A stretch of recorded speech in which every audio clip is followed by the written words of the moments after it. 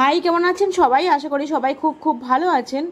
আজকে আমি যেই বিষয়টা ডিসকাশন করব সেটা কিন্তু ভীষণ দরকারি একটা বিষয়, যদি আমি প্রত্যেকটা ভিডিওর ক্ষেত্রে তাই বলি, কেননা সত্যি ওগুলো আমাদের কাজের ক্ষেত্রে প্রয়োজন লাগে।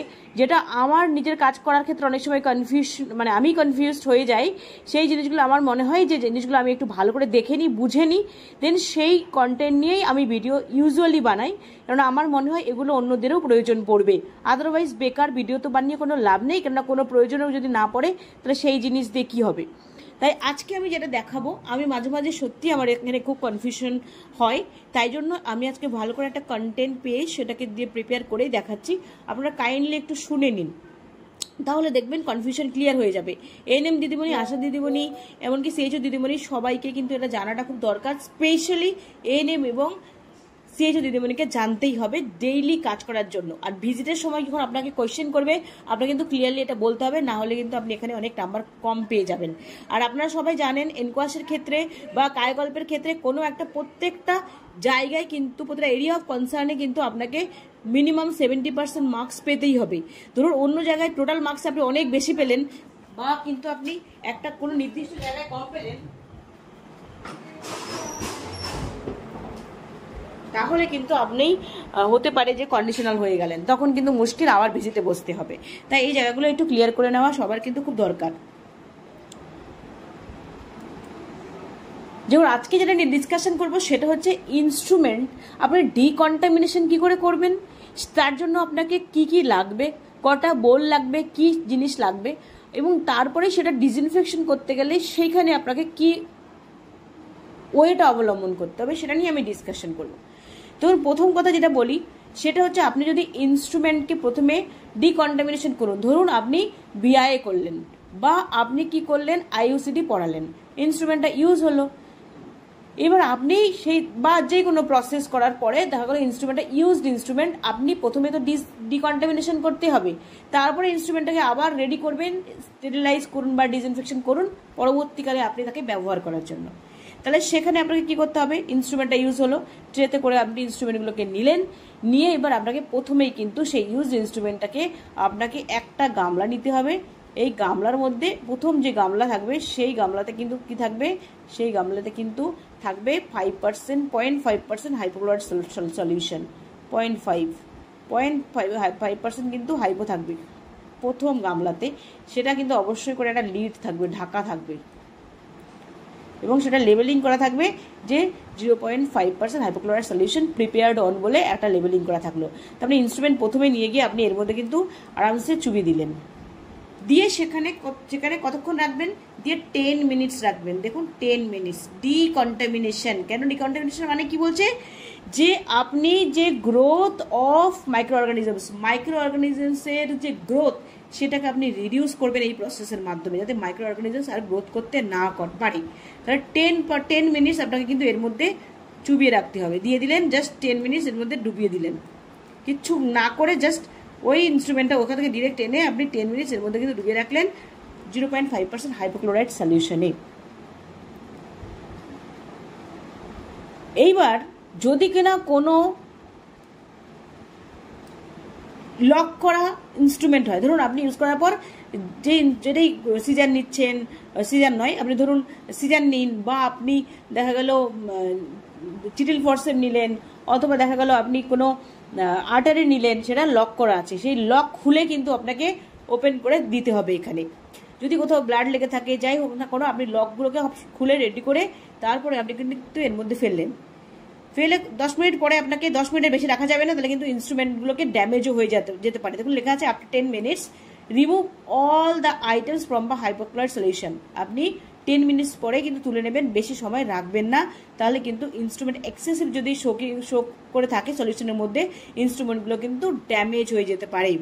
আর সবসময় কিন্তু আপনাকে পরতে হবে কি, ইউটিলিটি গ্লাভস। আপনাকে ইউটিলিটি গ্লাভস পরে কিন্তু করতে হবে, সার্জিক্যাল গ্লাভস নয়, ইউটিলিটি গ্লাভস পরে কিন্তু আপনাকে সেই কাজটা করতে হবে। গেল। তারপর এখান থেকে ডিরেক্ট তুলে আপনি কি করবেন, আরেকটা গামলা বা আরেকটা বোল, আপনি যাই প্রিপেয়ার করেন না কেন, সেই গামলা এর মধ্যে থাকবে কি, ক্লিন ওয়াটার। এর মধ্যে থাকবে ক্লিন ওয়াটার থাকবে, এর মধ্যে থাকবে ওয়াটার। সেকেন্ড, এই সেকেন্ড বলে থাকবে ওয়াটার। এখান থেকে আপনি তুললেন, তুলে ইনস্ট্রুমেন্টগুলোকে আপনি কিন্তু জলের মধ্যে দিয়ে দিলেন, ক্লিন ওয়াটারে দিলেন, দিয়ে ক্লিন ওয়াটারে ভালো করে ধুয়ে নিলেন। ধুয়ে নেওয়ার পর এবার আপনার কি কাজ হবে, আপনি ধুয়ে নিলেন, ধুয়ে নেওয়ার পর এইবার আপনার কাজ হবে, দেখুন প্রথমে ধুলেন, ধুয়ে নিয়ে এবার কাজ হবে আপনাকে এইবার তারপরে যে 3 নম্বর বোলটা থাকবে, সেই 3 নম্বর বোলে থাকবে সোপ সলিউশন। 3 নম্বর বোলে থাকবে সোপ সলিউশন। 3 নম্বর বলে থাকে সোপ সলিউশন। এই 3 নম্বর বলে যে সোপ সলিউশন থাকবে, আপনি সেখানে এখান থেকে তুলে নিয়ে এখানে ইনস্ট্রুমেন্টগুলো দিলেন, দিয়ে এইখানে আরেকটা আপনাকে রাখতে হবে ব্রাশ।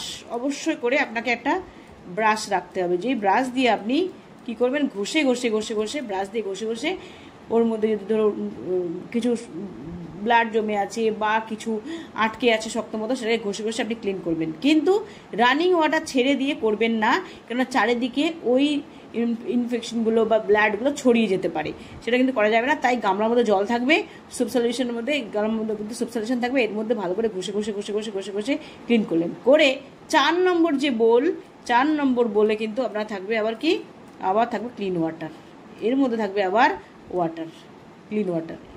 এই ঘষে টষে পরিষ্কার করে নিলেন, করে আবার আপনাকে ক্লিন ওয়াটারে ইনস্ট্রুমেন্টগুলোকে দিয়ে দিতে হবে। দিয়ে এখান থেকে সুন্দর করে এবার ধুয়ে টুয়ে তুলে নিলেন, তুলে এয়ার ড্রাই করে এইবার আপনার কাজ হবে ডিসইনফেক্ট করা। তার মানে এটা এই প্রসেসের মাধ্যমে, এই টোটাল প্রসেসের মাধ্যমে আপনাকে ডিকন্টামিনেশন হলো। ইনস্ট্রুমেন্টগুলোকে এনে ডিরেক্টলি আপনি 0.5% হাইপোক্লোরাইড সলিউশনের মধ্যে দিয়ে দিলেন, 10 মিনিট রাখলেন ইউটিলিটি গ্লাভস পরে, কিন্তু ওখান থেকে 10 মিনিটের হয়ে গেলেই তুলে নিলেন। তুলে নিয়ে আপনি 2 নম্বরে ওয়াটার আছে ওখানে দিলেন, ওখানে দিয়ে ওখান থেকে ভালো করে ধুয়ে নিয়ে তুলে নিলেন, তুলে সোপ সলিউশনে দিলেন, দিয়ে ব্রাশ দিয়ে একটু ঘষে নিয়ে ক্লিন হয়ে গেল। দেন সেটাকে তুলে নিয়ে এসে আবার ক্লিন ওয়াটারে আপনি দিলেন অন্য গামলায়। কিন্তু এরকম প্রথমটা 1 নম্বরটায় আপনার হাইপোক্লোরাইড সলিউশন লেভেল করা, 2 নম্বরটায় ওয়াটার, 3 নম্বরটায় সোপ, 4 নম্বরটায় কিন্তু আপনার থাকবে ওয়াটার। তার মানে আপনাকে 4টে বোল এবং তার ঢাকা থাকতে হবে, প্রতিটা লেবেলিং করা থাকতে হবে। ক্লিনিংয়ে বলা হলো cleaning is the removal of foreign material. বললাম যে সয়েল বা অর্গানিক মেটেরিয়াল কিছু লেগে আছে, সেটাকে আপনাকে ক্লিন করতে হবে। সেখানে আপনাকে সফট ব্রাশ ইউজ করতে পারে অথবা ওল্ড টুথ ব্রাশ ইউজ করতে পারেন, সফট ব্রাশ অথবা ওল্ড টুথ ব্রাশ ইউজ করতে পারেন। ডিটারজেন্ট বা সোপ সলিউশন যেটা করবেন আপনি, সেটা দিয়ে ডিটারজেন্ট দিয়ে যদি গুলিয়ে রাখেন সেটা আপনি করতে পারেন, করে আপনি ব্রাশ দিয়ে ঘষে ঘষে সরিয়ে নিলেন, ক্লিন করে নিলেন।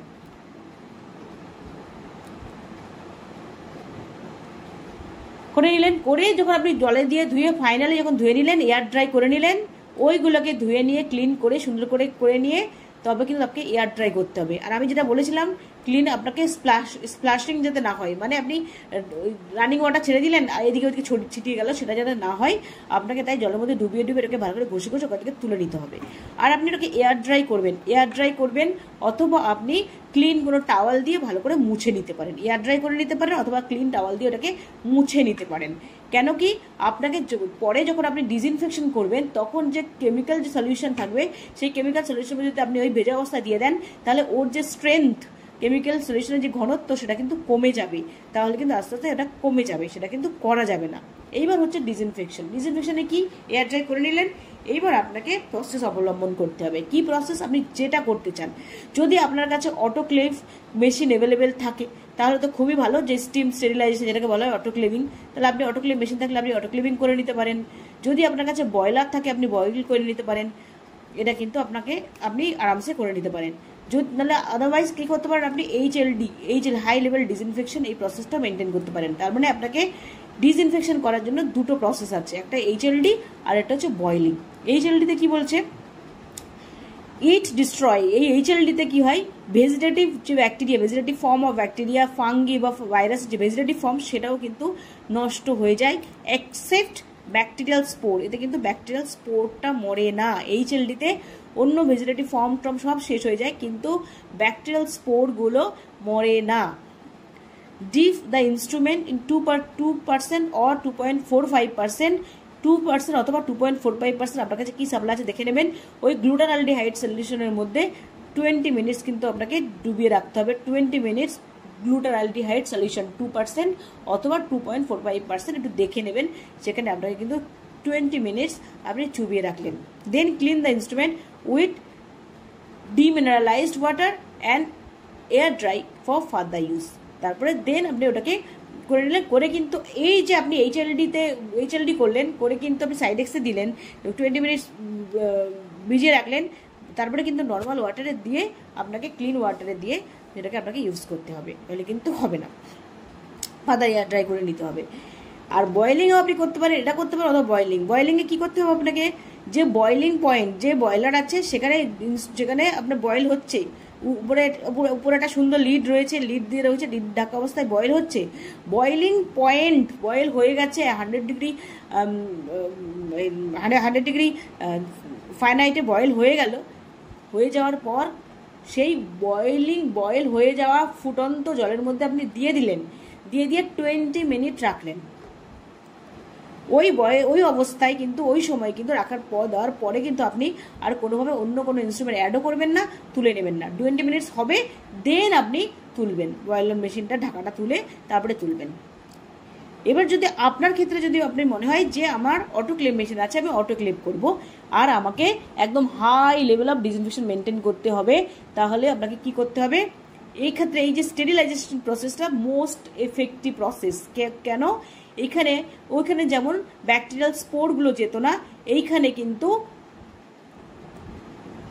All micro organisms including large number of resistant bacterial spore, সমস্ত রকম spore, vegetative form, everything destroy হয়ে যায় স্টেরিলাইজেশন প্রসেসের মাধ্যমে। আর আপনি যদি ডিসইনফেকশন করেন এই প্রসেসের মাধ্যমে এইচএলডি অথবা বয়েলিং করে, এখানে কিন্তু ব্যাকটেরিয়াল স্পোরগুলো নষ্ট হবে না। তাই রেকমেন্ডেড, আপনি যখন ডিকন্টামিনেশন করে নিলেন, করার পর আপনার কাছে যে অটোক্লেভ মেশিন থাকলে আপনি অটোক্লেভটাই করবেন। তাহলে আপনি এয়ার ড্রাই করে নিলেন, ইনস্ট্রুমেন্টটা ভালো করে মুছে নিলেন অথবা টাওয়েল দিয়ে। এইবার আপনি দুটো প্রসেস অবলম্বন করতে পারেন, একটা স্টিম স্টেরিলাইজেশন করতে পারেন আর একটা কেমিক্যাল স্টেরিলাইজেশনও করতে পারেন, দুটো প্রসেস। যদি আপনার কাছে অটোক্লেভ মেশিন থাকে তাহলে আপনি তো স্টিম স্টেরিলাইজেশন করবেন। স্টিম স্টেরিলাইজেশনটা কি করতে হবে, 121 ডিগ্রি সেন্টিগ্রেড টেম্পারেচার থাকবে, এতে 20 মিনিটস আপনাকে রাখতে হবে, 20 মিনিটস ইন অ্যান অটোক্লেভ মেশিনে। আর অবশ্যই করে আপনাকে কি করতে হবে, যে ওইখানে আপনাকে অবশ্যই করে সিগন্যাল লক যে স্ট্রিপ আছে, সেই সিগন্যাল লক স্ট্রিপটা কিন্তু আপনাকে লাগাতে হবে, সিগন্যাল লক স্ট্রিপ আপনাকে লাগিয়ে দিতে হবে। তারপরে আপনি যখন হয়ে যাবে, হওয়ার পর সিগন্যাল লকে যে কালার আছে ব্রাউন, সেটা দেখবেন ডিপ ব্ল্যাক হয়ে যাবে। ওখানে আপনি অবশ্যই করে আগেই ডেট বসিয়ে দেবেন, যে কোন দিন করেছে, সিগন্যাল লকে ডেট বসাবেন। আর আপনি ওটাকে ইউজ করলেন, যখন পারফেক্টলি হয়ে যাবে দেখবেন সিগন্যাল লকে যে ব্রাউন কালারগুলো, স্ট্রাইপগুলো, সেটা একদম ডিপ ব্ল্যাক হয়ে যাবে। ওই যে আপনি অটোক্লেভ করলেন, যে অটোক্লেভ রেজিস্টার আছে সেখানে ইনস্ট্রুমেন্ট অটোক্লেভ করলেন, সেখানে কিন্তু সিগন্যাল লকটা আপনাকে স্ট্রিপগুলো লাগাতে হবে, লাগিয়ে সেখানে আপনাকে সিগনেচার করতে হবে, যিনি করেছেন তিনি সিগনেচার করতে হবে। তাই অটোক্লেভ খাতায় লাগাতে হবে, স্বাভাবিকভাবে আপনাকে ডেটও বসাবেন, ওইখানে প্রপারলি করলে তবেই কিন্তু সেই সুন্দর ব্ল্যাক কালারটা আসবে, আদারওয়াইজ কিন্তু কোনোভাবেই হবে না। আর কেমিক্যাল স্টেরিলাইজেশন যদি করেন, যে আপনার অটোক্লেভ মেশিনে আমি কেমিক্যাল স্টেরিলাইজ করব, তাহলে কিন্তু আপনাকে কি করতে হবে দেখে নিন। তাহলে আপনাকে অবশ্যই করে প্রলং টাইম ইউজ করতে হবে, অনেকটা টাইম জুড়ে করতে হবে।